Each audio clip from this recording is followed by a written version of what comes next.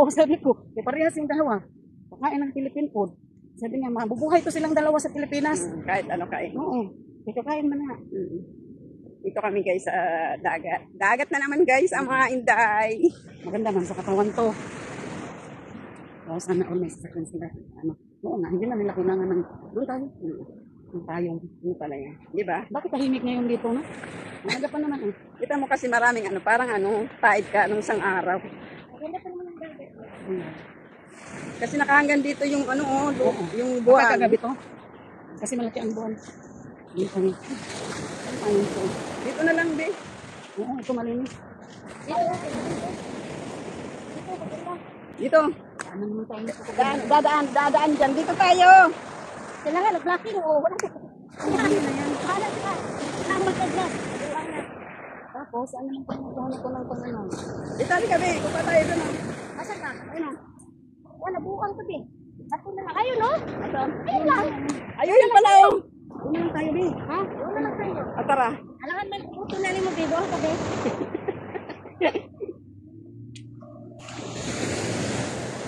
Gagawa ulit kami ng bahay-bahayan, guys. Bahay-bahayan na pa yun. Ano? Nakatay na, be. Ano? Hindi ko naman siya magdagat tayo. Kaya pa yun na. Ito naman si mama.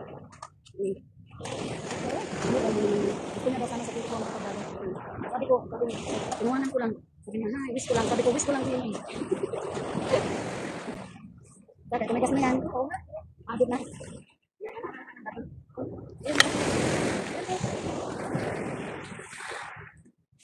Talagang magulang doon sana.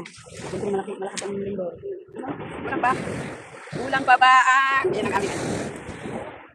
Kasi hindi mainit na guys. Tanghali na kami. Walang lakas yan. Tanghali na kami guys. Kaya mainit na. Ilang din po tanghali. Kaya malamig ang tubig. Hindi ang tubig. Malaki na ito dapat. Ay, salikod mo. Oh, ito. Oh, yan oh. Ano yan? Ulang na. Ito ba? Wala. Ito na. Ito na. Oo. Nag-ate, wala akong ngipin. Itali mo na lang, bigay. Itali mo na lang para sure ko alam.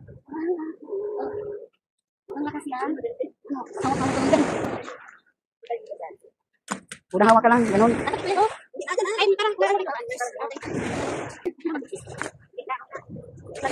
Ano yan?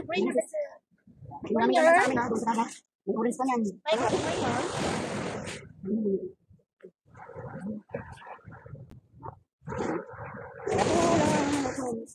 Nakulan talaga. Wala naman yan. Ang ako. Ano kung saan? Kalimutan ko. Walang sundo. Papacheck sa... Ayan, natapos din yung aming silungan. Dahil mga gutom na ang mga Inday, kakain muna kami bago kami maligo. Para naman may laman na yung tiyan. Kay late na kaming nakarating sa dagat.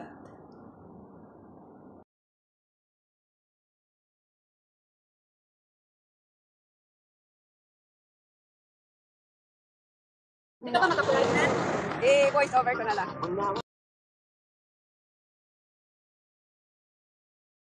Sigurado guys!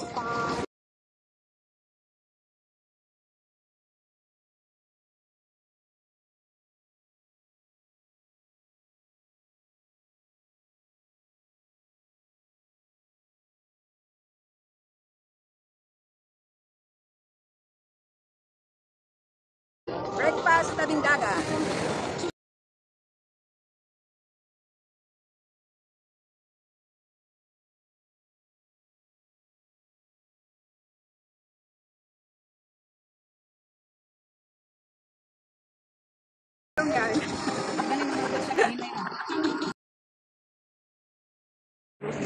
Kain tayo!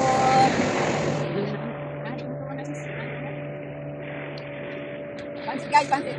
Nakakayan. Pansit sa umaga, pansit sa tanghali. Pansit sa gabi.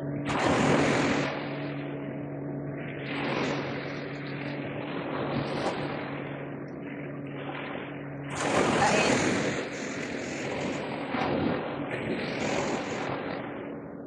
Nilagay. Ano nga? Masarap nga ito may tuyo eh. Nilagay. Ano? Ano ko kaya? Masarap ito may tuyo din. Nilagay niyo yung itlog sa temporada.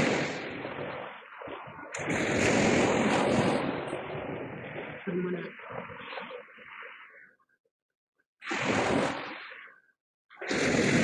Ano ko ng pusa?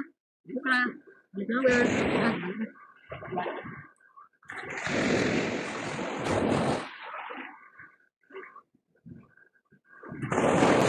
Kain muna kami guys.